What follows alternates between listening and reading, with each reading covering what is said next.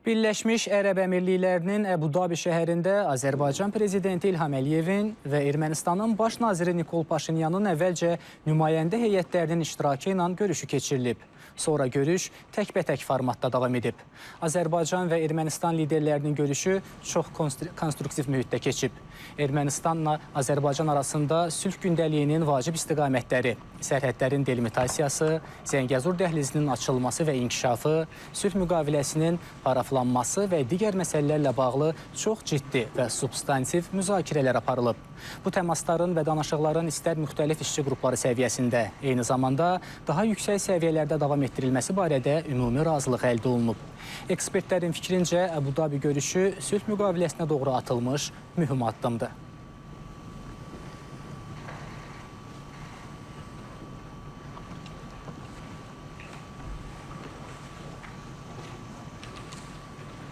Mənim düşüncəmə görə orada hansısa bir yol xəritəsi müəyyənləşdi. Yəni, o məsələləri ki, sadaladılar, hansıları müzakirə edirdilər.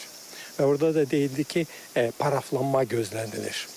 Əslində, paraflanma elə də çətin məsələ deyil. Mətn razılaşdırılandan sonra o deməkdir ki, hər səhifəsində imza atır Xarici İşlər Naziri və bundan sonra mətn dəyişdirilə bilməz. Bunu etməyə hazırdır, onlar ki, mətn razılaşdırılır.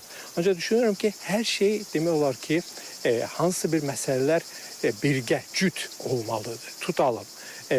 Minsk qrupun işinə xitam verilməsi ilə bağlı ATƏT-ə birgə müraciət hazırlansın, birgə imzalansın və eyni zamanda sülh müqaviləsi paraflansın. Sülhün əldə olunması, sülh sazişinin mətninin razılaşdırılmasından sonra onun bəlkə imzalanması, ratifikasiyası, bəlkə imzalanmadan əvvəl paraflanması və implementasiyası ilə yanaşı dövlətlərarası münasibətlərin qurulması ilə bağlı məsələlər də gündəmdə olan məsələlərdir.